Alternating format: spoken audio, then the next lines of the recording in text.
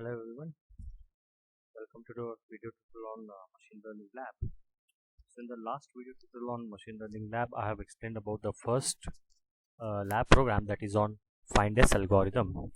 And in this video, I am going to explain about the next algorithm that we need to discuss about is candidate elimination algorithm. So although we need know the theory of this algorithm, candidate elimination algorithm, in the previous videos, in the theory videos, so in this video I am going to explain you what is actually the procedure that we need to follow for this algorithm, and we will also discuss about the execution of this algorithm. So though it is completely based on the theory classes, so I request all of you to first go to the theory class, and first you all read about this candidate elimination algorithm and how it will work. Okay, so then you can easily understand this concept of candidate elimination algorithm and how to execute this candidate elimination algorithm. Okay, so let me show you this code and explain you. Okay, so here in this code we have to take two space. One is called as general space, another one is called as specific space. So those two represents the hypothesis. Okay, so here as you can see here, so we have defined the general hypothesis as well as the specific hypothesis in this algorithm. So general hypothesis is defined, then specific hypothesis is also defined, and so the specific value is initialized to the null value. So you know already the specific values are initialized to null, so which is represented as 0 here, and the general hypothesis, it is represented as question mark. So as you can see here, so all this general hypothesis, all the values are represented by question mark. So how many values you have, how many attribute values you have, that many question marks will be there in the particular hypothesis. So then we have defined the data set also. So we have taken the same data set, whether the Aldolf can play tennis or not, the same data set along with the output, that is y means yes and n means no, or you can also say true false. Okay, so all these values will be added as it is called as attribute. So first attribute value, this sun is nothing but it's a value for sky, and warm, it's a value for temperature. So these are the attributes and these are the values of attributes which is present in the data set. So first function here we called as holder function, which holds all attribute and its value will be stored in f. So what is this holder function? Let us see it. We can call it as function or procedure. So let us see what the function holder does here is.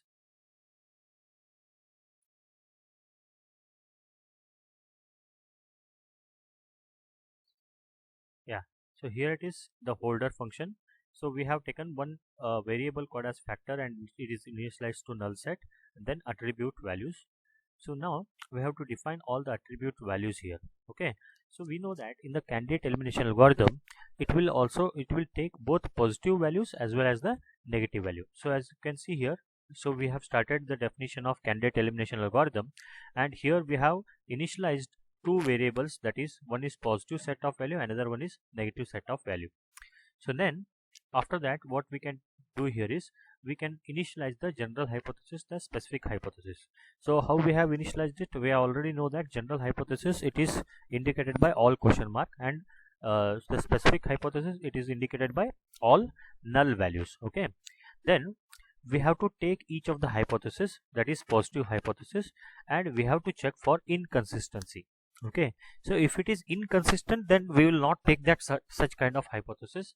If it is consistent with the hypothesis, then we can take that hypothesis, and we are moving from the specific state to general state always. Okay, in the candidate elimination algorithm, we will take the general hypothesis and we will move towards the specific hypothesis. Okay, we will take the general hypothesis and we will move to the specific hypothesis.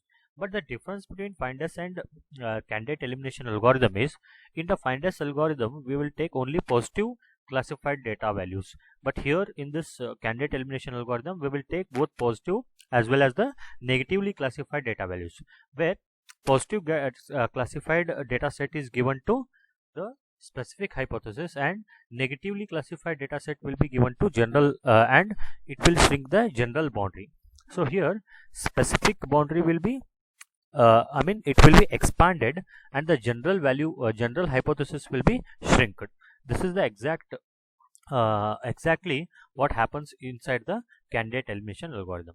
So here we'll take a positive set of data set and we will check whether it is inconsistent with our previous data set or not. So here we are taking it as for specific values, and then we will print it. Okay, if it is consistent, then only we will print it. Okay, so then if any negative values are there, then we will give it to general hypothesis, because general hypothesis we need to shrink it. Okay, then we have to remove all inconsistencies present in the hypothesis. Okay, so then we are printing the general hypothesis also. So for one hypothesis, consider H1 hypothesis, we need to print both general boundary as well as the specific boundary also. Okay, and this repeats till all the data set gets over. Okay, all the data set gets over. So how it will check here? It will check based on these values y and s, which is given in the database data set. So y means it is true value, and n means it is a false value. So whenever it is y, it will return true. Whenever it is n, it will return false. So here, as you can see, so if the values are invalid, then it will give you this kind of error. So raise type error, invalid target value. Okay, if the target values are not correct, then we will get this kind of error. Okay, and then so we know that, so first value will go here. So I'll show you along with the example. Okay, right. So as you can see here, so this is all 0 or all null value, and this is the all general hypothesis, we can say. Okay, so the first database value is compared with this all null value, and all null will be replaced by the first values. Okay, so here, as you can see here,